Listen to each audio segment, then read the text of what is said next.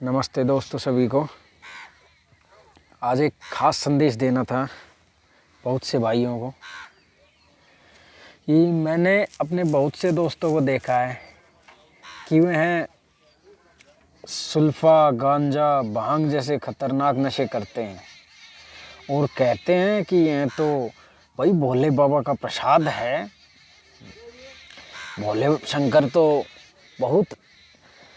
बहुत ज़्यादा पीते थे, इसे बहुत मात्रा में पीते थे, सारा दिन पीते थे। और 100% नशे करने वाले युवा यही मानते हैं कि यह बात सही है। और 80% वे युवा जो कि नशा नहीं करते, उनसे में से 80% युवा ये बात मानते हैं कि हाँ, भोले ऐसे ही नशे करते थे। पर सच्चाई ये नहीं है दोस्तों, सच्चाई ये नहीं है। वह कैलाश पर्वत पर रहने वाले शंकर जी एक बहुत बड़े योगीश्वर थे। अपने जीवन का सबसे ज़्यादा समय उन्होंने समाधि की अवस्था में बिताया है। इतने बड़े वो योगी थे। और वो बहुत ही बड़े योगीश्वर थे।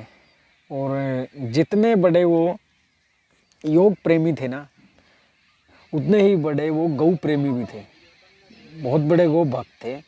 यहाँ तक कि वो सवारी के रूप में भी एक बैल नंदी महाराज को ही रखते थे।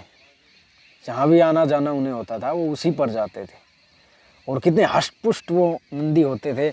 आपने देखा होगा कि जहाँ भी उनके मंदिर बने होते हैं वहाँ पे नंदी महाराज की मूर्ति भी अवश्य होती है। कितना ज़बरदस्त नज़ारा होता है वो।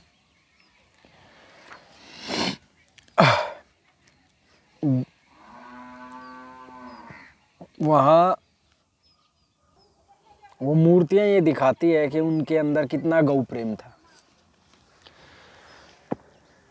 अब अगर हम मान भी लें कि वो ऐसे नशे करते थे, तो हमारे भाइयों जो अपने आप को उनका भक्त कहते हैं, उनसे ये बात ज़रूर कहनी चाहिए और उन्हें ये बात भी फॉलो भी करनी चाहिए कि जितने बड़े वो गो भक्त थे और जितने बड़े वो योगी थे, कितने बड़े वो योगीश्वर थे। योग की जो सबसे चरम अवस्था होती है ना, समाधि, यम, नियम, आसन, प्राणायाम, प्रत्याहार, धारणा, ध्यान और समाधि, उस तक भी वो पहुँचे हुए थे। वो आदि पुरुष थे। उनके जन्म से रिलेटेड आपको कोई भी बातें नहीं मिलेंगी। असल में वो पृथ्वी के आरंभ से ही, सृष्टि के आरंभ से ही वो जन्म लिए हुए हैं। और उनके इसलिए दोस्तों, जब आप उनको मानते हैं अपना आइडल और आप अपने आप को उनका भक्त कहते हैं, तो कृपया उतने ही बड़े नशेड़ी ना बनकर उतने ही बड़े गो भक्त और उतने ही बड़े योगी बने।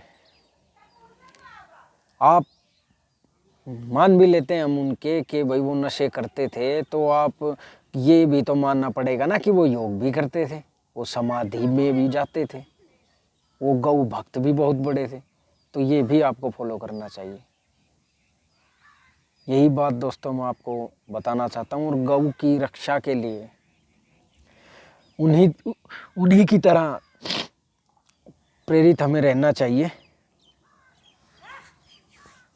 और गायों के, गौ माता के संवर्धन में अपना योगदान देना चाहिए। क्योंकि अगर गौ माता नहीं है ना, तो सनातन धर्म भी नहीं है। मैंने भी अपने घर में 2-3 गऊओं को रखा हुआ है। ठीक है दोस्तों, जानकारी अच्छी लगे तो दूसरों तक ज़रूर पहुंचाएं। नमस्ते दोस्तों।